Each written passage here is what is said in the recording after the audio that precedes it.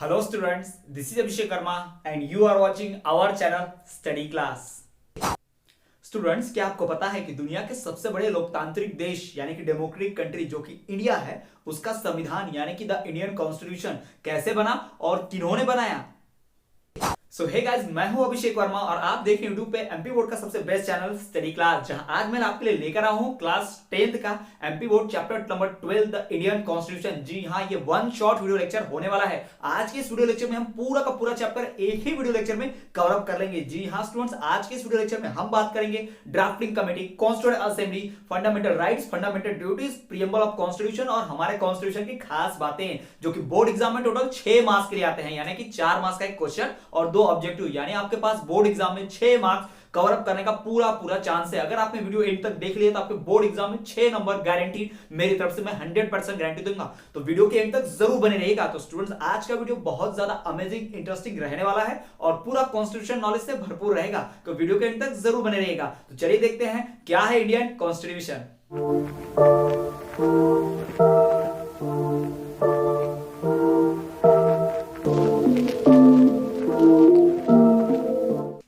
Students, video शुरू करने से पहले मेरी आपसे एक छोटी सी रिक्वेस्ट कि यदि आप मेरे चैनल पे नए हैं तो फटाफट पहले मेरे चैनल को सब्सक्राइब कर दीजिए, बेल नोटिफिकेशन को ऑल पर रख दीजिए, ताकि जब भी मैं कोई इस तरह के और भी वीडियोस बनाकर लाऊं तो उसकी नोटिफिकेशन आप तक सबसे पहले मिले और मुझे थोड़ी सी मोटिवेशन मिले इस तरह के और भी वीडियो लेक्चर्स लाने की, ताकि मैं आपके लिए और भी ऐसे वीडियोस इंफॉर्मेटिव बनाकर ला पाऊं और आप बहुत आसानी से पढ़ाई कर पाएं। अदर सब्जेक्ट की वीडियो में इसी तरह से लाने वाला हूं। अगर आप फटाफट सब्सक्राइब करेंगे, मुझे मोटिवेट करेंगे, लाइक शेयर करेंगे तो मुझे मोटिवेशन मिलेगा और मैं इस तरह के और भी कंटेंट आपके लिए बनाकर ला पाऊंगा। तो फटाफट चैनल को सब्सक्राइब कर दीजिए। चलिए बिना किसी और देरी के शुरू करते हैं। कॉन्स्टिट्यूशन यानी कि संविधान, ये शब्द सुनते ही हमारे मन में सिर्फ एक ही बात ध्यान आती है कि एक बुक जिसमें सारे नियम कानून लिखे होते हैं, या फिर जो भी जज, नेता, जो भी हमारे मंत्री होते हैं वो सभी संविधान के अनुसार ही कार्य करते हैं, यानी कि कॉन्स्टिट्यूशन के अकॉर्डिंग वर्क करते हैं। तो सवाल ये आता है कि कॉन्स्टिट्यूशन की प्रॉपर डेफिनेशन क्या है और हमें कॉन्स्टिट्यूशन की जरूरत क्यों है। तो चलिए बात करते हैं कि कॉन्स्टिट्यूशन किसे कहते हैं। तो स्टूडेंट्स, कॉन्स्टिट्यूशन जो है वो एक डॉक्यूमेंट है, यानी कि एक कागजात है, वो इंपॉर्टेंट डॉक्यूमेंट्स है, कानूनी दस्तावेज है, डॉक्यूमेंट है, ध्यान रखना है। It is a document which contains laws, rules and regulation. जी हाँ, जिसमें लॉज होते हैं, रूल्स और रेगुलेशन, यानी कि उसमें कानून, नियम और सारी जो चीजें लिखी होती हैं जो देश को चलाने के लिए इंपॉर्टेंट होती है वो, यानी कि it is a document which contains laws, rules and regulation for proper governance of a country. बहुत आसान है कि कॉन्स्टिट्यूशन 1 2 3 कॉन्स्टिट्यूशन, ये वर्ड सुनते ही हमारे मन में सिर्फ एक ही ख्याल आता है कि संविधान, यानी कि वो कॉन्स्टिट्यूशन जिसे बाबा साहब अंबेडकर ने बनाया था और जिसके तहत हमारा देश चलता है, यानी कि सारे नेता, मंत्रीगण, जितने भी हमारे कॉन्स्टिट्यूशन यानी कि संविधान, इस वर्ड को सुनते ही हमारे मन में ध्यान आता है कि सभी नियम कानून, जितने भी रूल्स, रेगुलेशन, लॉज बनते हैं ये कॉन्स्टिट्यूशन के द्वारा ही बनते हैं या कॉन्स्टिट्यूशन में ही लिखे होते हैं। यानी कि जितने भी हमारे नेता, मंत्री, जो भी होंगे, आईएएस ऑफिसर, जो भी पुलिस वगैरह होंगे, ये सब संविधान के तहत ही कार्य करते हैं, यानी कॉन्स्टिट्यूशन के अकॉर्डिंग वर्क करते हैं। तो सवाल आता है कि कॉन्स्टिट्यूशन किसे कहा जाता है, प्रॉपर डेफिनेशन क्या है कॉन्स्टिट्यूशन की। चलिए देखते हैं। Constitution, it is a document which contains laws, rules and regulation. जी हाँ, कॉन्स्टिट्यूशन क्या है, एक डॉक्यूमेंट है, दस्तावेज है, जिसमें क्या लिखे हैं, laws, rules and regulations for proper governance of country. 3 चीजें याद रखिएगा। कॉन्स्टिट्यूशन एक डॉक्यूमेंट है जिसमें क्या कंटेन होता है, laws, rules and regulation for proper governance of country. ये 3 चीजें याद रखेंगे तो डेफिनेशन पूरी याद रहेगी। तो मुझे लगता है कि आपको डेफिनेशन याद ही होगी। कैसे? It is a document which contains laws, rules and regulation for proper governance of country. तो ये हो गया कॉन्स्टिट्यूशन की डेफिनेशन स्टूडेंट, तो ये नोट कर लीजिएगा। चलिए हम बात करते हैं कि कॉन्स्टिट्यूशन की जरूरत क्यों है, why do we need constitution.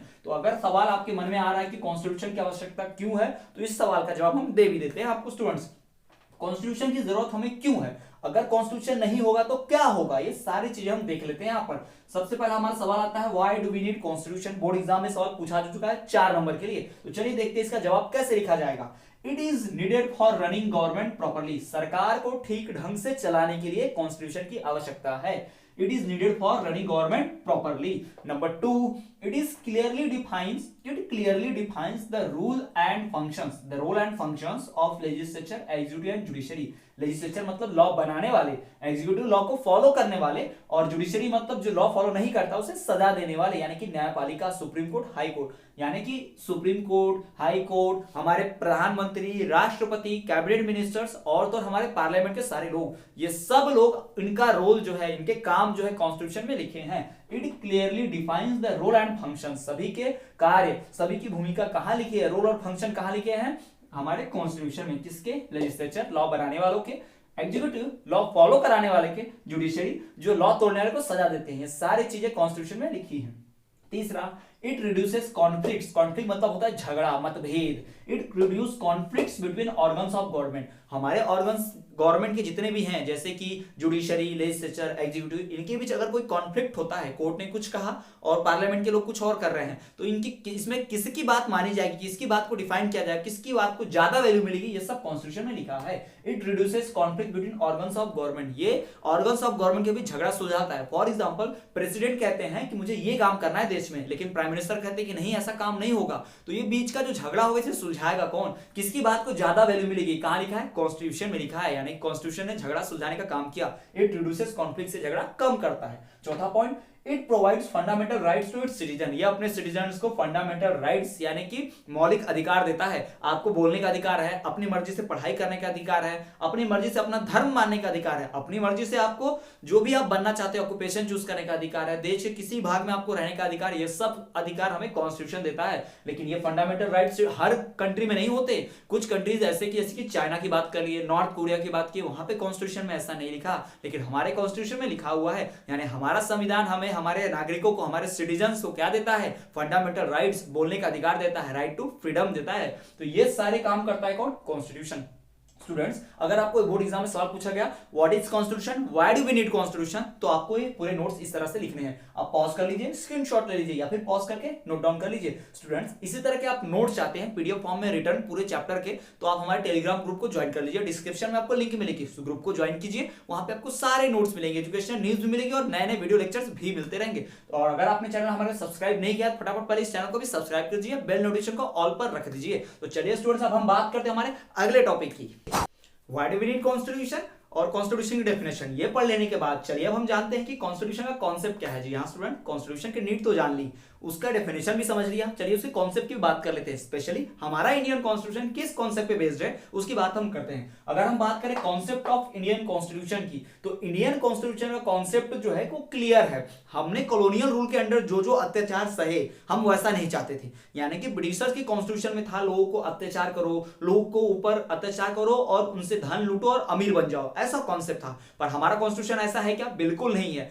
हमारे कॉन्स्टिट्यूशन का एक कॉन्सेप्ट तो जरूर रहा कि जो जो हमने फ्रीडम मूवमेंट के दौरान, जी हाँ, हमारा कॉन्सेप्ट इवॉल्व हुआ है फ्रीडम मूवमेंट के दौरान, यानी आजादी के वक्त हमने जो जो यातनाएं सही, हमने जो जो देखा कि हमें ना बोलने दिया जाता था, हमें ना राइट टू फ्रीडम था, हमें ना अपनी मर्जी से काम करने का अधिकार था, ना अपनी मर्जी से जीने का, ना अपनी मर्जी से मरने का, इन सब चीजों का अधिकार नहीं था। तो हमारे फ्रीडम फाइटर्स ने सोचा कि अगर भारत आजाद होगा तो हम अपने देश में ऐसा नियम कानून तो बिल्कुल नहीं बनाएंगे। और वही चीज आपको देखने मिलती है कि आज हमारे कंट्री में, आज हमारे संविधान में ऐसा कोई लॉ नहीं है जो ब्रिटिशर के समय का हुआ करता था, अत्याचारी लॉ, डिस्क्रिमिनेटरी लॉ, वैसा नहीं है। कुछ अच्छे वाले अभी भी है, बट वो पुराने लॉ बिल्कुल नहीं चलते, जो खराब है, जो इंसान के साथ एक्सप्लोटेशन यानी उसे सताते हैं, शोषण करते हैं, उसका बुरा करते हैं, वैसे लॉज नहीं है।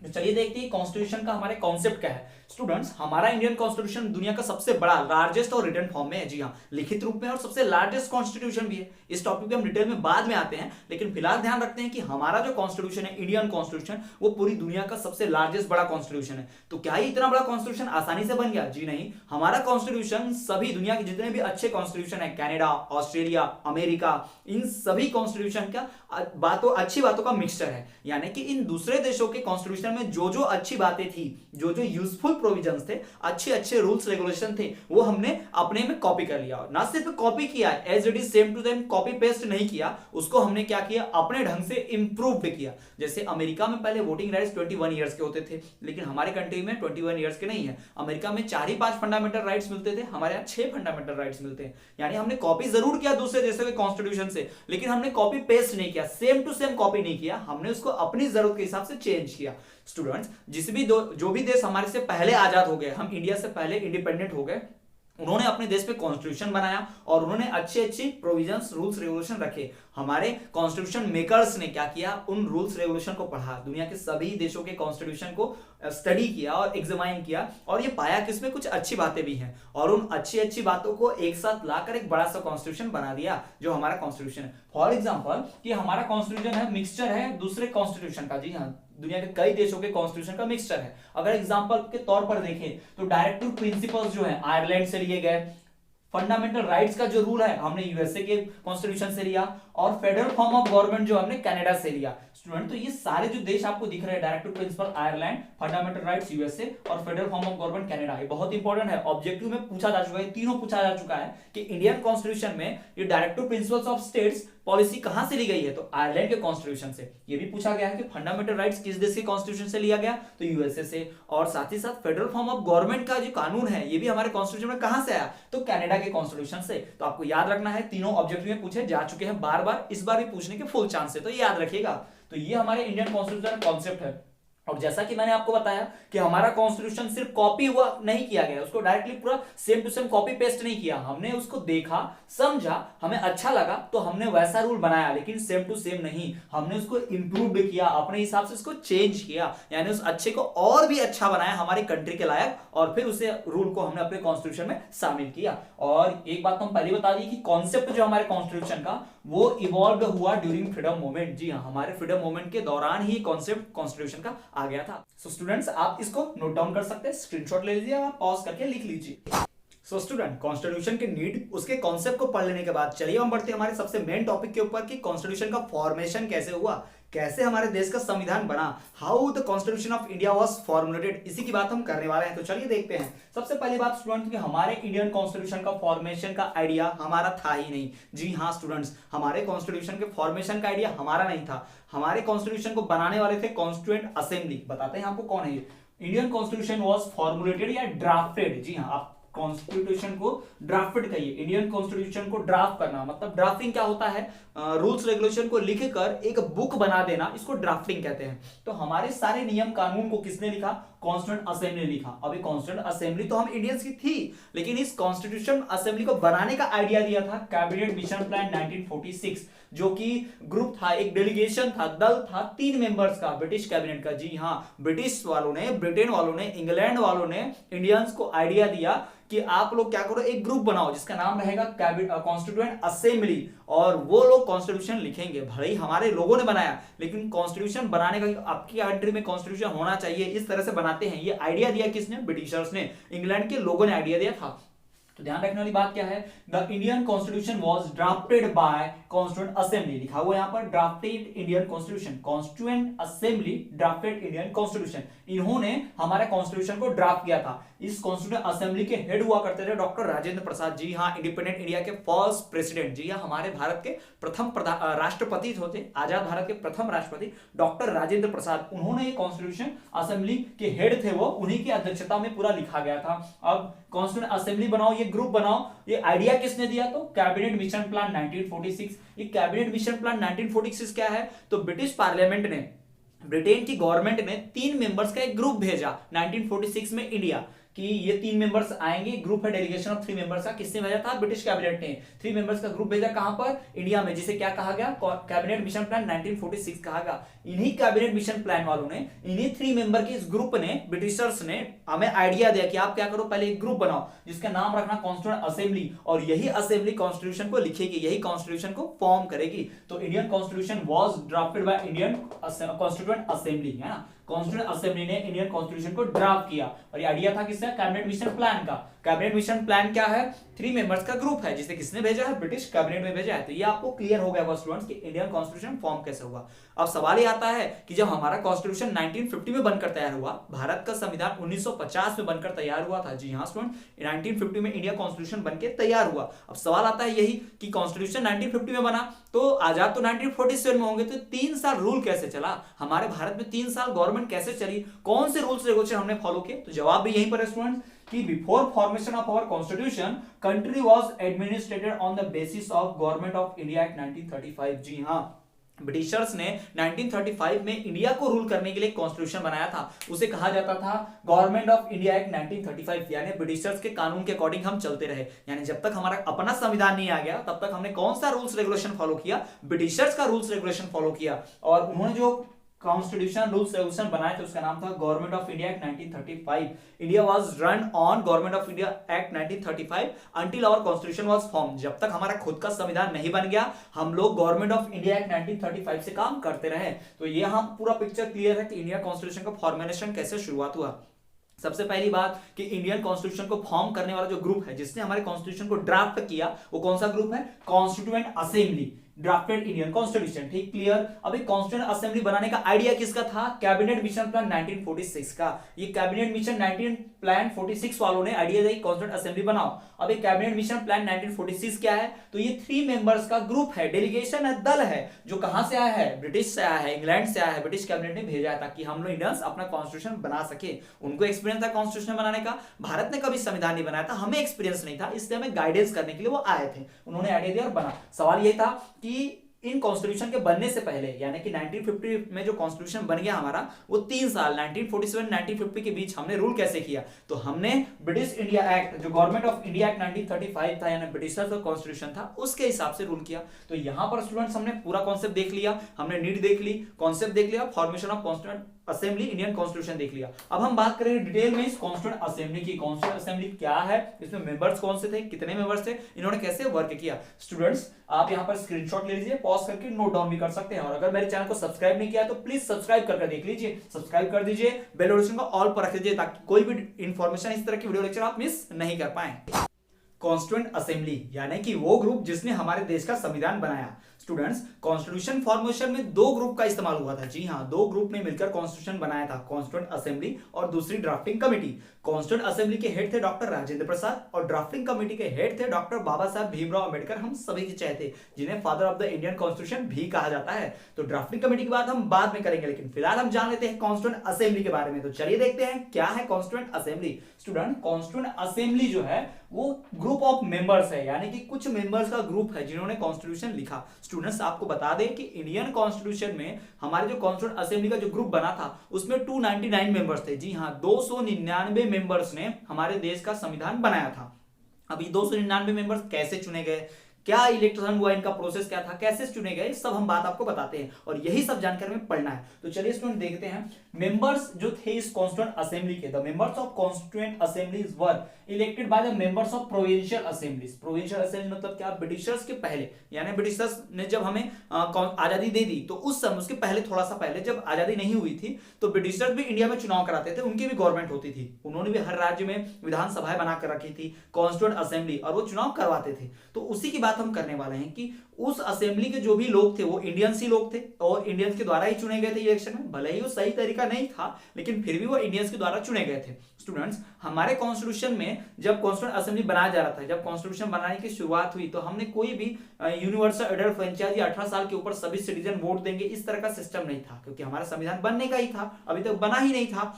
तो हमने क्या किया, उन ब्रिटिशर्स ने जो मेंबर्स को चुन कर गए थे, ब्रिटिशर्स ने जो इलेक्शन करवाया था, यानी कि प्रोविंशियल असेंबलीज यानी कि विधानसभा से जो जो मेंबर्स चुने गए थे उन्होंने ही वोटिंग करके क्या किया, इस ग्रुप को बनाया, यानी वो लोग खुद ही इसमें शामिल हो गए और तो फ्रीडम फाइटर्स भी शामिल हो गए। और तो स्टूडेंट्स जब इंडिया आजाद हुआ तो कई ऐसे राज्य थे जो राजाओं के अंडर थे, राजा महाराजा रूल करते थे, तो राजा महाराजा के भी कुछ मेंबर्स को चुना गया, उनकी राज्य में से, उनकी असेंबली में से भी कुछ मेंबर्स को चुना गया था। और तो जो चीफ मेन कमिश्नरीज थी 4, यानी ब्रिटिशर्स ने 4 प्रोविंसली बताई थी, अहिल्या, होलकर, भोसले, गायकवाड़, ऐसी उन्होंने ग्रुप्स बनाए थे देश में, ऐसा उन्होंने प्रोविंसी बनाई थी, यानी देश को ऐसे क्षेत्रों में डिवाइड किया था और हर क्षेत्र से कुछ स्पेशल लोगों को इसमें शामिल किया गया। तो उसकी बात हम करेंगे, तो चलिए देखते हैं। Members were elected by members of provincial assembly. Constituent assembly के मेंबर्स को इलेक्ट किया गया था, प्रोविंशियल असेंबली के मेंबर्स थे। जी हां, टोटल 292 मेंबर्स थे प्रोविंशियल असेंबली से। 292 लोगों को याद रखिएगा, ध्यान दीजिएगा, बाय मिस्टेक 299 हो रहा है, टोटल 299 थे और 292 थे प्रोविंशियल असेंबली से। प्रोविंशियल असेंबली से कितने मेंबर? 292 मेंबर्स। फिर नेटिव प्रिंसिली स्टेट्स यानी जो राज्य राजा के अंडर आता था, यानी महाराजा के राज्य में से कितने लोग, 93 लोग चुने गए थे और 4 मेंबर चुने गए थे चीफ कमिश्नरी से, जो आपको बताया। ठीक, तो 292 प्लस 93 प्लस 4 और कई सारे फ्रीडम फाइटर। जी हाँ, हमारे देश को आजाद कराने में जिन फ्रीडम फाइटर्स का रोल था, सोशल रिफॉर्मर्स का रोल था, उनको भी इसमें शामिल किया गया। इस तरह से टोटल 398 मेंबर्स का ग्रुप बना दिया भारत का संविधान बनाने के लिए। लेकिन स्टूडेंट्स, अभी तक हमारे देश का बंटवारा नहीं हुआ था, अभी भी भारत पाकिस्तान नहीं बना हुआ था। फिर फाइनली जब पार्टीशन हो गया तो बंटवारे की वजह से 398 में से 299 मेंबर्स इंडिया का कॉन्स्टिट्यूशन बनाने के लिए रुक गए इंडिया में, और 99 मेंबर्स चले गए पाकिस्तान का कॉन्स्टिट्यूशन बनाने। जी हाँ स्टूडेंट, 299 मेंबर्स इंडिया का संविधान बनाने के लिए रुक गए और 99 मेंबर चले गए कॉन्स्टिट्यूशन पाकिस्तान का कॉन्स्टिट्यूशन बनाने। तो इस तरह से हमारे कॉन्स्टिट्यूशन को बनाने वाले टोटल मेंबर्स कितने रह गए, 299। लेकिन कॉन्स्टिट्यूंट असेंबली में पहले कितने चुने गए थे, 398 मेंबर चुने गए थे। लेकिन भारत का बंटवारा पार्टीशन होने के बाद टोटल 299 मेंबर्स रह गए इंडिया में। 99 किसका कॉन्स्टिट्यूशन बनाने चले गए, पाकिस्तान जैसे कंट्री का। तो क्लियर है स्टूडेंट, यहां पर देखिए एक बार फिर से रिवाइज कराते हैं कि हमारे कॉन्स्टिट्यूशन को बनाने वाली जो कम्युनिटी है उसका नाम है कॉन्स्टिट्यूंट असेंबली। कॉन्स्टिट्यूंट असेंबली में कौन लोग थे, सवाल आता है। तो पहली बात कि कॉन्स्टिट्यूंट असेंबली में 292 मेंबर्स चुने गए थे प्रोविंशियल असेंबली से, 93 मेंबर चुने गए थे नेटिव प्रिंसली स्टेट्स यानी राजा लोगों के राज्य में से चुने गए थे, और 4 मेंबर्स थे चीफ कमिश्नरी से। ऐसा कर करके इसमें और कुछ फ्रीडम फाइटर्स को भी जोड़ा गया, टोटल 398 मेंबर्स को चुना गया भारत का संविधान बनाने। लेकिन पार्टीशन हो गया तो 398 में से 299 लोग रुक गए इंडिया का कॉन्स्टिट्यूशन बनाने के लिए और 99 मेंबर्स चले गए पाकिस्तान का कॉन्स्टिट्यूशन बनाने के लिए। तो इस तरह से इंडियन कॉन्स्टिट्यूशन असेंबली में टोटल 299 मेंबर्स थे जिन्होंने कॉन्स्टिट्यूशन फॉर्मुलेट किया।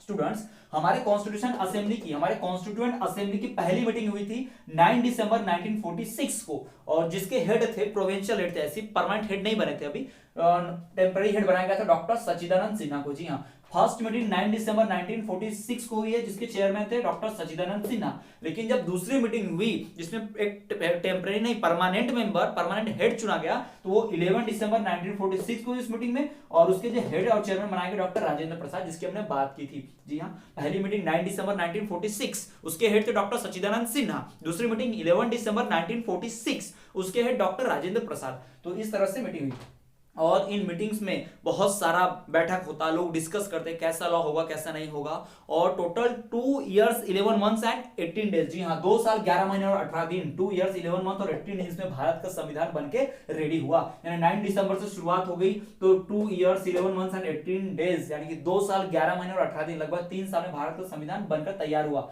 हमारा कॉन्स्टिट्यूशन जो है वो बन गया था 26 नवंबर 1949 को। जी हाँ स्टूडेंट्स, ये बहुत ही इंपॉर्टेंट बात है, ध्यान रखने वाली, सबको पता नहीं होती।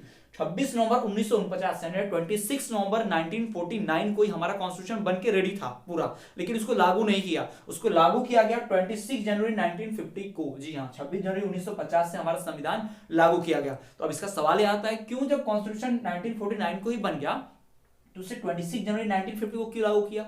लागू तो 1 जनवरी को भी किया जा सकता था, न्यू ईयर पे, हैप्पी न्यू ईयर, और फरवरी में भी लागू किया था, लेकिन उसी वक्त क्यों लागू किया गया? तो सवाल ये आता है स्टूडेंट। तो चलिए आपको जवाब बता देते हैं, हम पता नहीं होगा, बहुत लोगों को नहीं पता होगा हिस्ट्री में, लेकिन हम आपको बताते हैं कि इसका जवाब क्या है। हमारा कॉन्स्टिट्यूशन बन गया 26 नवंबर 1949 को, पर लागू किया 26 जनवरी 1950 को, 2 महीने बाद। ऐसा क्यों? स्टूडेंट्स, 26 जनवरी हमारे हिस्ट्री में बहुत ही इंपॉर्टेंट डेट है। इस कॉन्स्टिट्यूशन बनने के पहले 26 जनवरी 1931 को मोतीलाल नेहरू और कई ऐसे प्रोमिनेंट लीडर्स, बाल गंगाधर तिलक, बहुत सारे ऐसे लीडर्स थे जिन्होंने क्या किया था, मीटिंग की थी और डिसाइड किया था, अग्नि के ऊपर हाथ रख के शपथ खाई थी कि हम शपथ लेते हैं कि भारत को आजाद कराकर रहेंगे, आज से ही हम भारत को आजाद मानते हैं और ब्रिटिशर्स के बनाए गए किसी कानून को नहीं मानते हैं। इस तरह का शपथ लिया था उन लोगों ने। और जब फ्रीडम मूवमेंट चला तो उस फ्रीडम फाइटिंग में मैक्सिमम लीडर्स मारे गए, और उनकी शहादत को याद करते हुए, उनको रिस्पेक्ट देते हुए हमने संविधान किस दिन लागू किया? उसी 26 जनवरी को, क्योंकि 26 जनवरी बहुत स्पेशल डे है। उन सभी लोगों ने पहली बार कसम खाई थी कि हम भारत का संविधान बनाएंगे तो ऐसा बनाएंगे, हम ब्रिटिशर के संविधान को नहीं मानते। वो लीडर जिन्होंने अपनी जान न्यौछावर कर दी देश पर, उनको हम कैसे याद रख सकते थे, कैसे रिस्पेक्ट दे सकते? तो यही एक तरीका था। वो तो बेचारे आजादी देख नहीं पाए, हमारे कॉन्स्टिट्यूशन को बनते हुए नहीं देख पाए, तो उन्हें रिस्पेक्ट देने के लिए, उन्हें सम्मान देने के लिए हम लोगों ने क्या किया? हमारे लोगों ने 26 जनवरी 1950 को ही लागू किया। ठीक, नहीं तो बंद हो गया था 26 नवंबर 1949 को ही, पर उसे लागू किया गया कब? 26 जनवरी 1950 को। चलिए अब कुछ खास बातें फिर से रिवाइज कर लेते हैं। कॉन्स्टिट्यूएंट असेंबली को 299 मेंबर्स ने बनाया था। हमारे ग्रुप को, हमारे इंडियन कॉन्स्टिट्यूशन को बनाया कॉन्स्टिट्यूएंट असेंबली। उसमें टोटल मेंबर्स थे 299 मेंबर्स। क्यों थे 299 मेंबर्स, तो यहां पर आपको मैंने बता दिया। स्टूडेंट्स, हमारे कॉन्स्टिट्यूशन को बनाने में टोटल कितने दिन लग गए? 2 साल 11 महीने 18 दिन, 2 years 11 month एंड 18 days, इतना समय लग गया। कॉन्स्टिट्यूशन बनकर तैयार हुआ था 26 नवंबर 1949 को एडॉप्ट अपना लिया गया था ड्राफ्टिंग कमेटी के द्वारा, लेकिन उसे लागू किया गया 26 जनवरी 1950, 26 जनवरी 1950 को। क्यों, ये भी बता दिए। तो स्टूडेंट, यहां पर हमारा कॉन्स्टिट्यूएंट असेंबली का पूरा कॉन्सेप्ट क्लियर आता है। अगर बोर्ड एग्जाम में आपको 4 मार्क्स के लिए आता है तो आपको ऐसा लिखना पड़ेगा। स्टूडेंट्स, आप इसको पॉज कर लीजिए, स्क्रीनशॉट ले लीजिए, या फिर पॉज करके नोट डाउन भी कर सकते हैं। लेकिन अगर आपने हमारा चैनल सब्सक्राइब नहीं किया तो फटाफट चैनल को सब्सक्राइब कीजिए, बेल नोटिफिकेशन को ऑल पर रखिए ताकि आप ऐसी वीडियो कभी मिस नहीं कर पाए। यदि आप इसके हैंड रिटन नोट चाहते हैं पीडीएफ फॉर्म में, तो फटाफट इस वीडियो के डिस्क्रिप्शन में जाइए, देखिए आपको सारे नोट्स मिलेंगे। टेलीग्राम चैनल वहां पे लिंक होगी, ज्वाइन कर लीजिए, वहां पे आप जाकर सारे नोट्स ले सकते हैं। और वेरियस चैप्टर के दूसरे चैप्टर 1 2 3 4 5 7 जितने भी चैप्टर्स हैं, उन सभी के वीडियो लेक्चर्स आपको हमारे चैनल पे मिल जाएंगे। चैनल को सब्सक्राइब कर लीजिए। तो चलिए हम बढ़ते हैं हमारे अगले टॉपिक की ओर। तो स्टूडेंट, कॉन्स्टिट्यूएंट असेंबली की पूरी जानकारी ले लेने के बाद अब हम बात करेंगे ड्राफ्टिंग कमेटी की। ड्राफ्टिंग कमेटी क्या थी? जी हाँ, ड्राफ्टिंग कमेटी वही है जिसके हेड हमारे डॉक्टर बाबा साहब भीमराव अंबेडकर, जिन्हें महामानव भी कहा जाता है, यानी कि फादर ऑफ इंडियन कॉन्स्टिट्यूशन। जी हाँ, उन्हीं की बात हम करने वाले हैं, उसी ड्राफ्टिंग कमेटी की बात करने वाले हैं। तो चलिए स्टूडेंट देखते हैं। ड्राफ्टिंग कमेटी वो ग्रुप था जो सब कमिटीज की रिपोर्ट पे फॉर्म हुआ था। चलिए अब सब कमेटी क्या है ये सब बताते हैं। स्टूडेंट्स, हमने देखा कि जो 299 मेंबर सिलेक्ट हुए हैं हमारे, किसके लिए? कॉन्स्टिट्यूएंट असेंबली के कॉन्स्टिट्यूशन बनाने के लिए। उसमें फ्रीडम फाइटर्स भी थे और कई सारे ऐसे नेता भी थे जो इलेक्शन के द्वारा चुनकर आए थे। तो स्टूडेंट्स, आपको पता है कि नेता ज्यादा पढ़े लिखे नहीं होते, या फिर हो सकता है कि कॉन्स्टिट्यूएंट असेंबली जो फ्रीडम फाइटर्स को चुना गया था उसमें से भी कई लोग ज्यादा पढ़े लिखे नहीं थे, यानी कानूनी मामलों के जानकार नहीं थे, उन्हें कानून के बारे में ज्यादा जानकारी नहीं थी। लेकिन फिर भी इनके पास एक्सपीरियंस बहुत था लाइफ का, और ये अपने अपने लोगों को रिप्रेजेंट करते थे। हर कम्युनिटी के, हर जाति धर्म संप्रदाय के लोगों को रिप्रेजेंट करते थे। तो उनकी बात भी संविधान में होनी चाहिए, उनको भी राइट्स मिलने चाहिए, इसलिए इनको शामिल किया गया। लेकिन इन लोगों को कानून तो नहीं पता था कि किस तरीके से लॉ बनाना चाहिए, इसीलिए एक कमेटी बनाई गई, ड्राफ्टिंग कमेटी। कॉन्स्टिट्यूएंट असेंबली वाले ये डिसाइड करते थे कि किस टॉपिक पर लॉ बनेगा, और ड्राफ्टिंग कमेटी वाले ये डिसाइड करते थे लॉ कैसा बनेगा। जैसे फ्रीडम फाइटर्स को पता था कि कोई मर्डर करता है तो गलत बात है, इस पे लॉ बनना चाहिए, लेकिन उन्हें यह नहीं पता था कि मर्डर करने पे सजा क्या होनी चाहिए, फांसी या उम्र कैद, इसकी जानकारी उन्हें नहीं थी, क्योंकि उसमें से बहुत सारे लोग पढ़े लिखे नहीं थे। लेकिन बात करते ड्राफ्टिंग कमेटी की, तो ड्राफ्टिंग कमेटी में डॉक्टर बाबा साहब भीमराव अंबेडकर, बहुत पढ़े लिखे व्यक्ति, कानून मामलों के जानकार, वकील भी थे बहुत सारी डिग्रियां भी थे उनके पास, आप सभी जानते हैं।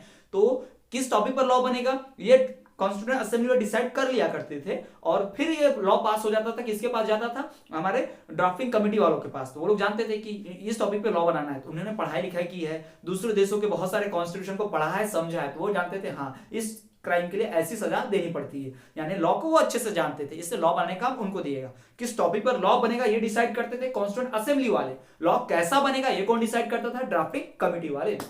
तो स्टूडेंट्स, ड्राफ्टिंग कमेटी बनने से पहले क्या की गई? 10 सब कमिटीज और एक अलग से 8 सब कमिटीज बनाई गई, टोटल 18 सब कमिटीज बनाई गई थी। कोई कमेटी फंडामेंटल राइट्स के बारे में दूसरे देशों में गई और वहां के फंडामेंटल राइट्स के बारे में स्टडी किया, पढ़ा लिखा, उनकी रिपोर्ट से सजेशन बनाए, और फिर आके ड्राफ्टिंग कमेटी को दिया कि हाँ हमने ये देखा इतने इतने देशों में ऐसे ऐसे कॉन्स्टिट्यूशन है, वहां पे फंडामेंटल राइट्स मिलते हैं, इतने मिलते हैं, ऐसे मिलते हैं, तो हमें कैसा रखना है, चलिए उस पर डिस्कस करते हैं। तो सारे रिपोर्ट्स वगैरह सब आने के बाद हमारे ड्राफ्टिंग कमेटी ने क्या किया? इसके ऊपर लॉ बनाए। स्टूडेंट्स, ड्राफ्टिंग कमेटी बनने से पहले 10 सब कमिटीज बनाई गई थी, मैटर ऑफ प्रोसीजर, यानी किस तरीके से लॉ बनना चाहिए। फिर 8 सब कमिटीज बनाई गई, मैटर ऑफ फैक्ट, यानी क्या लॉ बनना चाहिए। इस तरह से टोटल 18 सब कमिटीज बना दी गई। ये सब कमिटी दुनिया के दूसरे देशों में गई, वहां का कॉन्स्टिट्यूशन पढ़ा, वहां के लॉज के बारे में जाना, अलग अलग ग्रुप के पीपल किससे मिले, हिंदू, मुस्लिम, सिख, ईसाई, एससी, एसटी, ओबीसी, है ना, आदिवासी, ट्राइबल्स, इन सब से मिले ये लोग, और उनकी बातें जाने कि हाँ कैसा संविधान बनना चाहिए। उसके बाद इन्होंने अपना रिपोर्ट बनाया और रिपोर्ट लाके ड्राफ्टिंग कमेटी को सबमिट कर दिया। तो फिर उस रिपोर्ट के आधार पर ड्राफ्टिंग कमेटी बनी, और उस रिपोर्ट के आधार पर ड्राफ्टिंग कमेटी ने कॉन्स्टिट्यूशन बनाने का काम शुरू किया, और कॉन्स्टिट्यूएंट असेंबली को फाइनली रिपोर्ट दिया कि हमारे लोगों ने ऐसा, हमारी सब कमिटीज ने ऐसा डिसाइड किया है, हमने ऐसे ऐसे लॉ का सोचा है। फिर आप देख लीजिए, कॉन्स्टिट्यूएंट असेंबली वाले आपस में डिसाइड कर लीजिए कैसा करना है, इन लॉज को शामिल करना है या नहीं करना है, इसमें कुछ चेंजेस करने हैं या नहीं करने, ये सारी बातें डिसाइड होगी।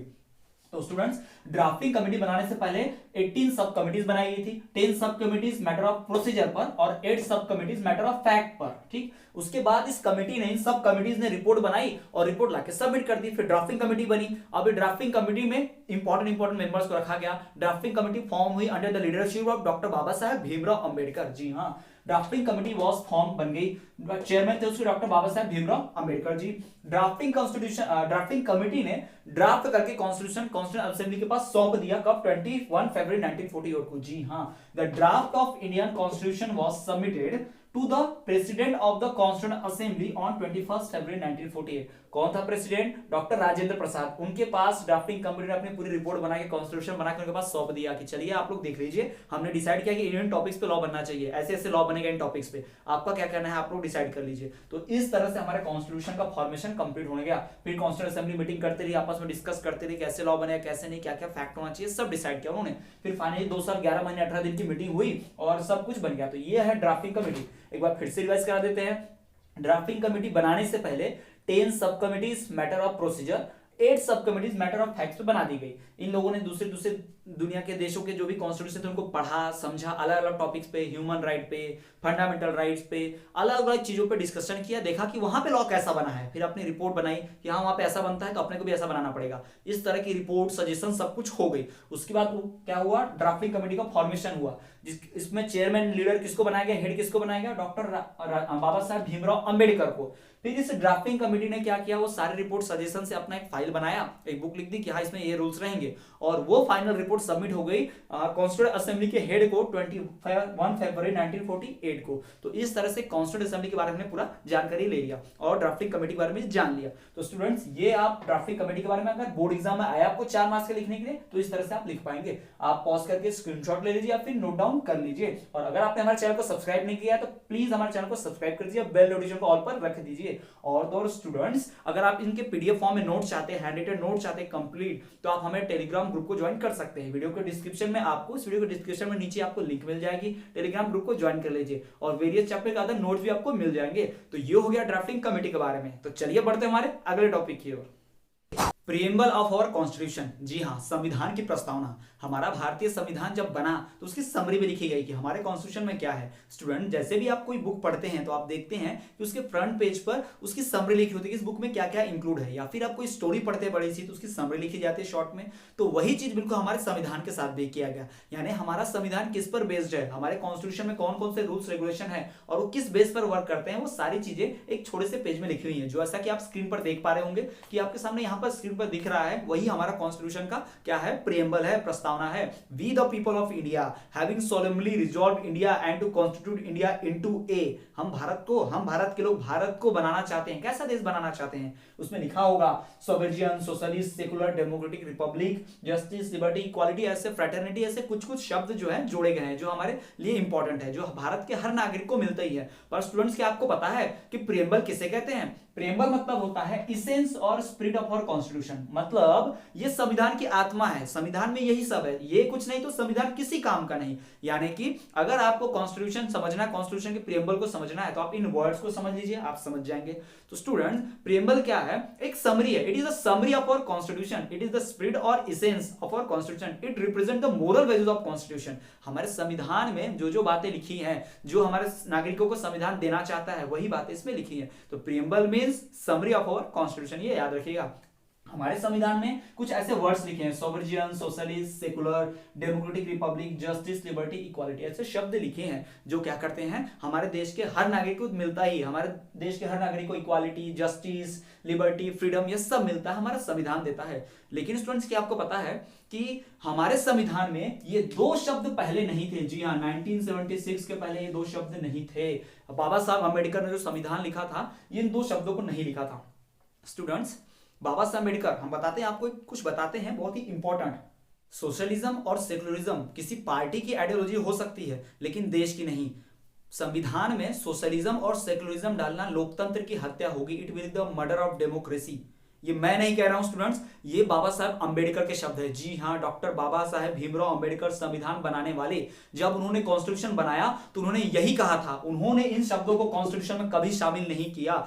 लोकतंत्र की हत्या होगी अगर इन शब्दों को शामिल किया जाए। लेकिन कांग्रेस की गवर्नमेंट, इंदिरा गांधी की सरकार 1976 में उन्होंने लोकतंत्र की हत्या की, देश में इमरजेंसी लगाया और जानबूझकर ये 2 शब्द जो बाबा साहब अंबेडकर नहीं चाहते थे कि हमारे संविधान में डाला जाए, इसके खिलाफ थे बाबा साहब अंबेडकर। वो कहते थे अगर ये 2 शब्द शब्द डाले गए तो लोकतंत्र की हत्या होगी। लेकिन कांग्रेसी गवर्नमेंट ने, इंदिरा गांधी की सरकार ने देश में आपातकाल लगा के सभी नेताओं को जेल में रखकर और तो और मीडिया हाउसेस को बंद कर न्यूज़पेपर, टीवी, न्यूज चैनल सब पे बैन लगाकर और तो और देश में जबरदस्ती ना चुनाव कराकर पूरा सबको बंद रख के, पार्लियामेंट को बंद रख के, बिना किसी को बताए हमारे कॉन्स्टिट्यूशन को चेंज किया। बाबा साहब अंबेडकर ने लिखे संविधान को चेंज किया, लोकतंत्र की हत्या की। तो मैं पूछना चाहता हूं कांग्रेस के लोगों से, उन सभी लोगों से कि ऐसा क्यों किया गया और हमारे देश में ऐसा होने क्यों दिया गया। ये सत्य है, आप जाके गूगल कर लीजिए, आरटीआई डाल लीजिए, सुप्रीम कोर्ट के पूछ लीजिए, ये बात पूरी तरह सत्य है। ये हमारे कॉन्स्टिट्यूशन में 1976 के पहले नहीं था, इसे जबरदस्ती जोड़ा गया कांग्रेस सरकार के द्वारा, इंदिरा गांधी सरकार के द्वारा। जी हाँ स्टूडेंट्स, ये जो दो वर्ड है सोशलिस्ट और सेकुलर, ये हमारे संविधान में नहीं थे। बाबा साहब अंबेडकर हर बार इसके खिलाफ थे कि ये शब्द किसी भी हाल में कॉन्स्टिट्यूशन में नहीं जोड़े जाएंगे। स्टूडेंट्स, जैसा कि आप और हम हैं, आपसे और हमसे पढ़े लिखे बहुत ज्यादा समझदार बाबा साहब अंबेडकर थे। हमारे नेता इंदिरा गांधी हो या कोई और भी हो, नरेंद्र मोदी, कोई जितने भी नेता, इन सबसे समझदार बाबा साहब अंबेडकर थे। तो क्या वो इतने समझदार नहीं थे कि वो क्यों बोल रहे कि ये शब्द नहीं डालने? क्योंकि उनको पता था कि ये शब्द गलत है, ये हमारे संविधान को फॉलो नहीं करते। हम आपको बताते हैं स्टूडेंट्स, क्या होता है हमारे कंट्री में, आपको पता है बाबा साहब अंबेडकर ने लोअर कास्ट के पीपल के लिए, दलित लोगों के लिए क्या किया, रिजर्वेशन का सिस्टम लाए हैं। इस सिस्टम से क्या होता है, गरीब दुखियारे लोग का भला होता है। लेकिन हमारे कॉन्स्टिट्यूशन में यह भी लिखा हुआ है कि इक्वालिटी और सेकुलरिज्म। सेकुलरिज्म मतलब होता है सबको समान मानना। तो स्टूडेंट्स, कहां अगर SC ST OBC इन कास्ट को स्पेशल रिजर्वेशन मिलेगा तो क्या सेकुलरिज्म रहेगा? क्या इनको इक्वल वैल्यू मिल रही है? नहीं मिल रही है, किसी को स्पेशल फायदा पहुंचा रहे हैं और हम ये भी बोल रहे हैं कि देश सेकुलरिज्म पे भी चलेगा, तो ये पॉसिबल नहीं है। कुछ खास रिलीजन वालों को हमारे कंट्री में ज्यादा फायदा पहुंचाया जाता है हमारे कॉन्स्टिट्यूशन की तरफ से। तो आप समझ सकते हैं कि अगर किसी को आप फायदा पहुंचा रहे हैं, खास किसी एक पर्टिकुलर धर्म को आप फायदा पहुंचा रहे हैं, तो सब धर्म समान नहीं हुए। सेकुलरिज्म का मतलब होता है सब धर्मों को समान मानना, लेकिन कुछ धर्म को फायदा पहुंचाओ और कुछ को मत पहुंचाओ फायदा। तो क्या ये सेकुलरिज्म है? बिल्कुल नहीं है, क्योंकि तो भेदभाव हो गया। इसलिए बाबा साहब अम्बेडकर इसके खिलाफ थे। बाबा साहब अम्बेडकर इसको डालना नहीं चाहते थे कॉन्स्टिट्यूशन में, लेकिन बाद में बाबा साहब अम्बेडकर जाने के बाद 1976 में धोखे से इमरजेंसी लगाकर देश में अमेंडमेंट करके संविधान को चेंज करके बदल कर उसमें ये शब्द डाले गए कांग्रेस पार्टी के द्वारा, इंदिरा गांधी की सरकार, इंदिरा गांधी की गवर्नमेंट के द्वारा। तो ये बहुत ही क्वेश्चनेबल है और ये बहुत ही कॉन्ट्रोवर्शियल है। आज बार इस पर बहुत सवाल उठते हैं और क्वेश्चनिंग होती है कि ऐसा क्यों किया गया। तो ये तो बात होगी स्टूडेंट्स हमारे प्रियम्बल ऑफ कॉन्स्टिट्यूशन की। प्रियम्बल क्या है, उसकी समरी क्या है और ये सब क्या है। तो प्रियम्बल को समझ लीजिए, इट्स जस्ट शॉर्ट समरी, जो क्या करता है कॉन्स्टिट्यूशन के पूरे समरी को बताता है, धीरे से सारांश से समझ लीजिए, ठीक है। तो स्टूडेंट, ये बात होगी प्रियम्बल ऑफ कॉन्स्टिट्यूशन की। आप इसे स्क्रीनशॉट ले लीजिए, नोट डाउन कर लीजिए। अब हम बात करेंगे हमारे कुछ अगले टॉपिक्स की। तो स्टूडेंट्स, कॉन्स्टिट्यूशन के बारे में इतनी सारी जानकारी जान लेने के बाद, preamble, need, constitution assembly, drafting committee, ये सब पढ़ लेने के बाद अब हम पहुंचे अपने चैप्टर के सबसे इंपॉर्टेंट पार्ट में। जी हाँ, यहां से आपको 4 नंबर का क्वेश्चन पूछने का मैक्सिमम चांस है। यानी कि हम बात करने वाले हैं special features of Indian constitution, यानी हमारे भारतीय संविधान की खासियतों के बारे में कि हमारे कॉन्स्टिट्यूशन में क्या क्या स्पेशल फीचर्स है, क्या क्या खास बात है। तो बहुत सारी खास बातें हैं, 11 फीचर्स है टोटल जो हमें पढ़ने, और भी हैं लेकिन उसमें से सिर्फ 11 की बात करेंगे। और स्टूडेंट्स, बोर्ड एग्जाम में कम से कम 4 मार्क्स के लिए आता तो 4 से 5 फीचर्स तो लिखने ही होते हैं। तो यहां पर पहले हम 7 फीचर्स की बात करते हैं, उसके बाद और भी फीचर्स की बात करेंगे। तो चलिए एक एक करके हम स्पेशल फीचर्स की बात करना शुरू करते हैं। हमारे कॉन्स्टिट्यूशन की खासियत है कि रिटन एंड लार्जेस्ट है। हमारा कॉन्स्टिट्यूशन रिटन फॉर्म में लिखित रूप में है और लार्जेस्ट सबसे बड़ा है। स्टूडेंट्स, दुनिया की एक कंट्री ऐसी, एकमात्र ऐसी कंट्री है जिसका कॉन्स्टिट्यूशन रिटन फॉर्म में नहीं है। क्या आपको पता है? पता है तो कमेंट कर दीजिए, हम आपको जवाब बता देंगे अपने नेक्स्ट वीडियो में। और रिटन एंड लार्जेस्ट भी है। हमारे इंडियन कॉन्स्टिट्यूशन में टोटल 395 आर्टिकल्स है। टोटल कितने आर्टिकल्स हैं? 395 आर्टिकल्स, या समझ लो आपकी 395 चैप्टर्स, ऐसा समझ लो। दुनिया दूसरे देशों के कॉन्स्टिट्यूशन की बात बताते हैं आपको। अमेरिका का कॉन्स्टिट्यूशन इतना बड़ा देश है लेकिन सिर्फ 7 आर्टिकल्स है। हमारे कनाडा जो है कंट्री, उसमें सिर्फ 147 आर्टिकल्स है। और ऑस्ट्रेलिया कंट्री, उसमें सिर्फ 128 आर्टिकल्स है। यानी कि सबसे लार्जेस्ट इंडिया 395, दूसरे नंबर पर कौन है? कनाडा 147 के साथ। यानी कि आप गैप देख लीजिए, डबल से भी ज्यादा है। इसलिए तो लार्जेस्ट कॉन्स्टिट्यूशन है इंडिया का, ठीक। दूसरा, रिजिड एंड फ्लेक्सिबल। अब इसका मतलब क्या होता है स्टूडेंट्स? किसी कॉन्स्टिट्यूशन को एक बार बन जाने के बाद, ऐसा तो नहीं है कि बाबा साहब अम्बेडकर ने कॉन्स्टिट्यूशन बना दिया था या उस वक्त के कॉन्स्टिट्यूशन असेंबली वालों ने कॉन्स्टिट्यूशन बना दिया तो उसे कोई चेंज नहीं करना पड़ेगा। जरूरत के अनुसार कॉन्स्टिट्यूशन को थोड़ा बहुत चेंज करना पड़ता है, लेकिन सबकी मर्जी के साथ पार्लियामेंट में बाकायदा मीटिंग बुला के, वोटिंग करवा के उसके बाद चेंज किया जाता है। तो स्टूडेंट्स, किसी भी कॉन्स्टिट्यूशन के प्रोविजंस को चेंज करने के लिए अगर सिंपल प्रोसेस से चेंज हो जाता है, तो उसे कहते हैं क्या, रिजिड। लेकिन अगर चेंज करने के लिए बहुत ही स्पेशल फीचर्स चाहिए, बहुत ही स्पेशल प्रोसेस, कॉम्प्लेक्स प्रोसेस चाहिए, तो उसको बोलते हैं फ्लेक्सिबल। और हमारे कॉन्स्टिट्यूशन में दोनों है। हमारे कॉन्स्टिट्यूशन में कुछ नियम कानून ऐसे हैं जिनको बड़ी आसानी से चेंज कर सकते हैं, तो कॉन्स्टिट्यूशन को क्या बोल दिया, रिजिड। लेकिन कुछ लॉ ऐसे भी हैं जिनको चेंज करने के लिए बहुत स्पेशल प्रोसेस की आवश्यकता होती है, तो उसको क्या बोल देंगे, फ्लेक्सिबल। यानी हमारे कॉन्स्टिट्यूशन में दोनों चीजें प्रेजेंट है, रिजिड भी फ्लेक्सिबल भी। हमारे कॉन्स्टिट्यूशन को चेंज करना थोड़ा सा आसान भी है कुछ लॉज को, और कुछ बहुत इंपॉर्टेंट लॉज है जिनको चेंज नहीं किया जा सकता आसानी से, बहुत कॉम्प्लेक्स प्रोसेस है, तो फ्लेक्सिबल है। इसलिए कहा जाता है कि हमारा कॉन्स्टिट्यूशन रिजिड और फ्लेक्सिबल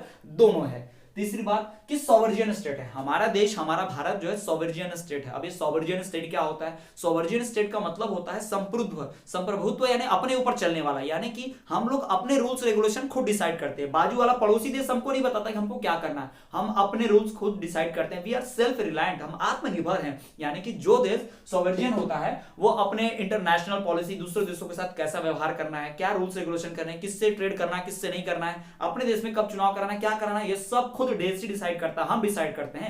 हमें किसी की जरूरत नहीं, किसी की मदद नहीं, किसी के भरोसे नहीं और किसी के प्रेशर में भी नहीं आते हम। तो ये क्या है, सॉवरेन स्टेट की निशानी है, ये हमारे कॉन्स्टिट्यूशन में है। चौथा, सोशलिस्ट एंड सेकुलर, इसके बारे में तो बता ही चुके हैं। सोशलिस्ट का मतलब होता है देश की इकोनॉमी में जो भी रिसोर्सेज होंगे उस पर सभी का अधिकार होगा और सबको इक्वली मिलेगा। मतलब जितने भी हमारे इंडियन सिटीजन हैं उनकी बेसिक नीड्स पूरी होंगी, यानी रोटी कपड़ा मकान सब गरीबों को देना एक कंपलसरी सरकार का कर्तव्य है। और सेकुलर का मतलब सभी धर्मों को समान मानना, सभी धर्मों को स्पेशल वैल्यू देना। तो मेरा आपसे सवाल, क्या सभी धर्मों को स्पेशल वैल्यू मिलती है? हम आपको बताते हैं। अभी 2 साल पहले जस्ट कांग्रेस की गवर्नमेंट थी मध्य प्रदेश में, और कमलनाथ सरकार ने उज्जैन महाकालेश्वर के मंदिर से लाउड स्पीकर पे आरती पे बैन लगा दिया था। तो मैं पूछना चाहता हूं कि मस्जिदों में 5 बार अजान होती है, गुरुद्वारा में भी लाउड स्पीकर बजता है और चर्च में भी साउंड डीजे बॉक्स बजाए जाते हैं, लेकिन वहां पर कमलनाथ सरकार ने कोई बैन नहीं लगा, लेकिन मंदिर पर महाकालेश्वर उज्जैन मंदिर से लाउड स्पीकर क्यों उतरवा दिए गए? ये मेरा सवाल है। ये अनडेमोक्रेटिक है, इसको सेकुलरिज्म नहीं बोलते, इसलिए उनकी सरकार भी चली गई। तो ध्यान रखने वाली बात है स्टूडेंट, सेकुलर सिर्फ बोलने से नहीं होगा, देश को सेकुलर बनाना पड़ेगा। सेकुलर मीन्स सारे धर्मों को समान वैल्यू देना पड़ेगा, ठीक, ये हमारा कॉन्स्टिट्यूशन कहता है। लेकिन ये दोनों शब्द हमारे बाबा साहब भीमराव अम्बेडकर ने ऐड नहीं किए थे। आप जानते हैं कौन ऐड करने वाला है इसे? बाद में अमेंडमेंट करके धोखे से देश में इमरजेंसी लगा के इंदिरा गांधी की सरकार ने इसे ऐड किया था कॉन्स्टिट्यूशन में। हमारा 5वां feature, parliamentary form of government, यानी कि हमारा देश संसदीय कार्य प्रणाली से चलेगा। पार्लियामेंट्री फॉर्म ऑफ गवर्नमेंट यानी कि पार्लियामेंट होगा। जिस देश में पार्लियामेंट होता है उसमें मेंबर्स आते हैं, सारे एमपी लोग, संसद जिसे हम सांसद कहते हैं, वो लोग चुनाव जीतने के बाद वहां बैठते हैं, हमारे लिए लॉज बनाते हैं। इसको पार्लियामेंट्री फॉर्म ऑफ गवर्नमेंट बोलते हैं। जो भी देश पार्लियामेंट से चलता है, जिस भी देश के नियम कानून पार्लियामेंट में बनते हैं, उसे हम पार्लियामेंट्री फॉर्म ऑफ गवर्नमेंट कहते हैं। तो हमारे देश में पार्लियामेंट है, जानते हैं आप, दिल्ली में बड़ी सी बिल्डिंग, अभी तो न्यू पार्लियामेंट की बिल्डिंग बनने जा रही है। जी हाँ, थोड़ी सी हेक्सागोनल ट्रायंगुलर शेप में है, वो बिल्डिंग बनने जा रही है, न्यू बिल्डिंग। पुरानी बिल्डिंग तो अंग्रेजों के द्वारा बनाई हुई है, नई बिल्डिंग बनने जा रही है और हमारी गवर्नमेंट से बनाएगी। 2022 तक वो बिल्डिंग जो है गवर्नमेंट की, यानी कि न्यू पार्लियामेंट बिल्डिंग बनके तैयार हो जाएगी। उसके बाद federal form of government. Federal form of government का मतलब क्या? वो फॉर्म ऑफ गवर्नमेंट जिसमें पावर जो होगी 2 लेवल्स में बटी होगी, यानी कि पूरे देश को संभालने के लिए सेंट्रल गवर्नमेंट और स्टेट को संभालने के अलग से स्टेट गवर्नमेंट। यानी कि फेडरल फॉर्म ऑफ गवर्नमेंट मतलब क्या होता है? वो गवर्नमेंट जिसमें डुअल गवर्नमेंट होती है, जिसमें पावर्स बटी होती है, लेजिस्लेचर, एग्जीक्यूटिव और जुडिशरी की। और तो और इसमें पार्लियामेंट होता है और पार्लियामेंट के 2 हाउसेज भी होते हैं, अपने यहाँ भी है, लोकसभा राज्यसभा, पढ़े हम लोग। तो जी हाँ स्टूडेंट्स, हमारे कंट्री में फेडरल फॉर्म ऑफ गवर्नमेंट भी फॉलो होता है, यानी पावर किसी एक के हाथ में नहीं है, पावर क्या है? बटी हुई है 2 लेवल्स में। पूरे देश को चलाने के लिए सेंट्रल गवर्नमेंट और सभी राज्यों को चलाने के लिए स्टेट गवर्नमेंट। तो ये सारा कुछ हमारे संविधान में लिखा हुआ है। इसके बाद है 7th, independent and impartial judiciary. Independent मतलब स्वतंत्र, इम्पार्शियल मतलब बिना भेदभाव वाली। यानी हमारी जो जुडिशरी है, सुप्रीम कोर्ट, हाई कोर्ट है, ये कोर्ट इंडिपेंडेंट है, ना किसी नेता के दबाव में काम करते हैं, ना किसी पार्टी के, ना किसी सरकार के। ये अपने मन से फैसले लेते हैं, एविडेंस, सबूत, गवाह देखकर, बिना भेदभाव के। कोई जाति धर्म देखकर किसी से कोई भेदभाव नहीं होता। क्राइम किया है तो किया है, उसको सजा मिलेगी ही मिलेगी। और किसी का प्रेशर भी नहीं आता, नेता का बेटा है तो उसको छोड़ दिया जाएगा, ऐसा नहीं होगा। उसने क्राइम किया तो उसको भी वही सजा मिलेगी जो एक गरीब मजदूर को मिलनी चाहिए। तो स्टूडेंट्स, हमारे देश की जुडिशरी जो है, हमारे देश की जो न्यायपालिका है, वो क्या है? इम्पार्शियल और इंडिपेंडेंट है, बिना किसी के दबाव में आके काम करती है स्वतंत्र रूप से। यही तो डेमोक्रेसी की खास बात है, यही तो हमारे देश की खूबसूरती है कि हमारे यहाँ सुप्रीम कोर्ट सबसे श्रेष्ठ है, सुप्रीम है, सुप्रीम कोर्ट हाईएस्ट है, सुप्रीम है, सर्वश्रेष्ठ है। तो स्टूडेंट्स, ये बात होगी हमारे 7 फीचर्स की। जी हाँ, written and largest, rigid and flexible, sovereign state, socialist and secular, parliamentary form of government, federal form of government, independent and impartial judiciary. इनमें से कोई भी 4 से 5 आप बोर्ड एग्जाम में लिख सकते हैं, 4 मार्क्स के लिए, थोड़ा सा थ्योरी लिख सकते हैं। तो स्टूडेंट्स आप स्क्रीनशॉट ले लीजिए, पॉज करके नोट डाउन कर लीजिए। नोट चाहते तो फटाफट हमारे इस वीडियो को डिस्क्रिप्शन में जाइए, टेलीग्राम में लिंक मिलेगी, उसको डाउनलोड कर लीजिए और प्लीज चैनल को सब्सक्राइब कीजिए, बेल नोटिफिकेशन को ऑल पर रख दीजिए। तो स्टूडेंट चलिए अब हम बात करते हैं हमारे रेस्ट ऑफ द फीचर्स की। हमारे संविधान में जो दूसरे फीचर्स दिए गए उनकी बात हम करते हैं।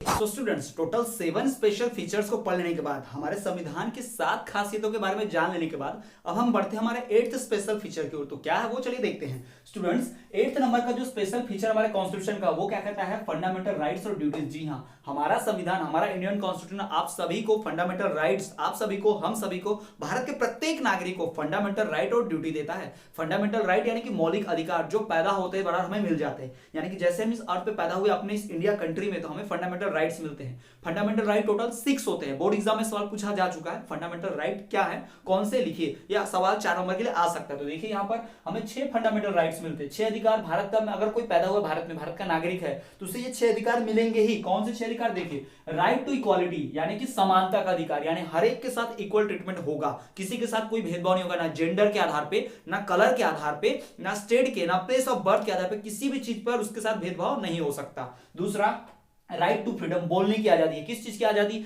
बोलने की आजादी, सुनने की आजादी, freedom of speech, freedom of expression, अपनी फीलिंग्स को बताने की आजादी।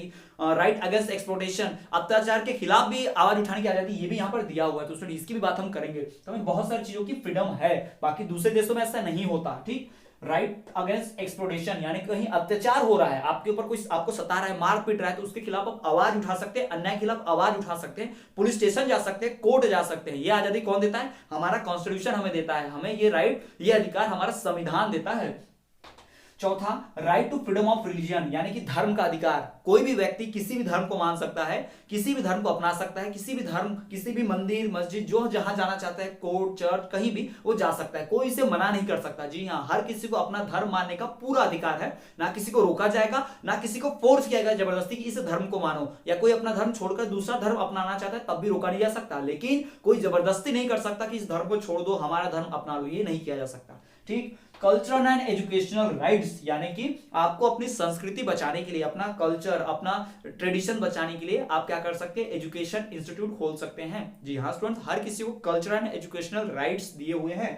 और छठवां, राइट टू कॉन्स्टिट्यूशनल रेमेडीज यानी कि हमें संवैधानिक उपचार, यानी कि अगर आपको कोई फंडामेंटल राइट नहीं मिलता है तो आप फटाफट कोर्ट जा सकते हैं। ये कोर्ट जाने का जो अधिकार देता है ना, ये राइट टू कॉन्स्टिट्यूशनल रेमेडीज यानी संवैधानिक सहायता लेने की आजादी हमें हमारा कोर्ट देता है, हमारा संविधान देता है। यानी कि अगर इनमें से कोई फंडामेंटल राइट नहीं मिलता तो हम छठवें का इस्तेमाल करके बाकी सारे हासिल कर सकते हैं। हम कोर्ट जा सकते हैं और पुलिस स्टेशन भी जा सकते हैं। ये फंडामेंटल राइट जो हमारा छठवा वो कहता है।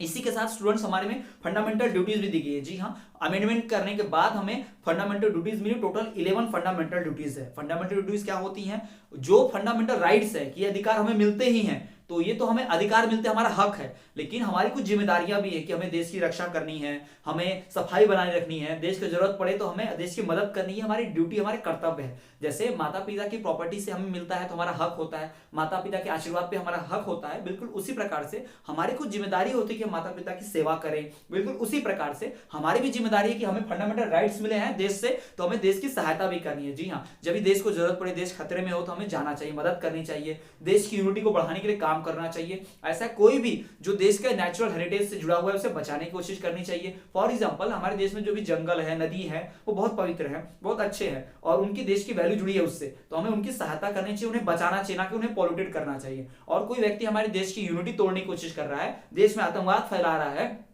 एक दूसरे को आपस में लड़वा रहा है, तो वो नहीं देखना चाहिए, उसे रोकना है और हमें कोर्ट में, पुलिस स्टेशन में, सब जगह उसे बताना है, उसे रोकना है, शिकायत करनी है उसकी। ये सारी हमारी फंडामेंटल ड्यूटीज में आती हैं। तो स्टूडेंट्स, ये था हमारा 8वां special features of Indian constitution, जो कि है फंडामेंटल और फंडामेंटल ड्यूटी, फंडामेंटल राइट्स। अब हम बात करते हैं हमारे अगले स्पेशल फीचर्स की।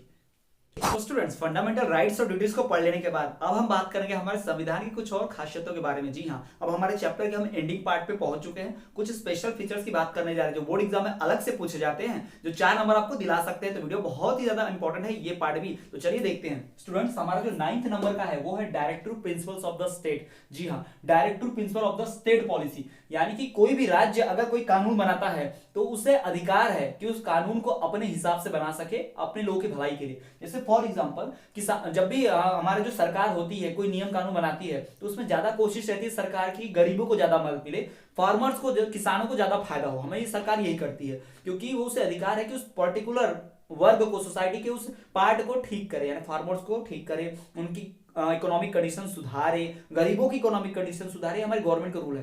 तो directive principles of the state यानी कि गवर्नमेंट क्या कर सकती है, कुछ ऐसे रूल्स रेगुलेशन फॉलो कर सकती है जो हमारे कॉन्स्टिट्यूशन में आजादी देता है कि आप अपने तरीके से, यानी किसी भी स्टेट को, किसी भी गवर्नमेंट को, जैसे मध्य प्रदेश की सरकार है, महाराष्ट्र की सरकार है, तो ऐसा कहीं लिखा नहीं है कि जैसा महाराष्ट्र की सरकार काम कर रही है सेम टू सेम एमपी की सरकार भी वैसा ही काम करे। नहीं, हमारी एमपी की गवर्नमेंट अपने हिसाब से एमपी के लोगों की भलाई के लिए अलग से काम कर सकती है। स्टूडेंट, जैसा कि आप जानते हैं महाराष्ट्र और एमपी बहुत डिफरेंट कंडीशन है, दोनों में सेम लॉ लगाएंगे तो दोनों का काम नहीं चलेगा ना। महाराष्ट्र डेवलप हो सकता है, सिटी जैसा है, एमपी जो अभी भी कुछ ट्राइबल एरियाज में आता है तो ये ऐसा डेवलप नहीं हो सकता। तो हमें क्या करना पड़ेगा, एमपी के लिए अलग रूल बनाना पड़ेगा, महाराष्ट्र के लिए अलग।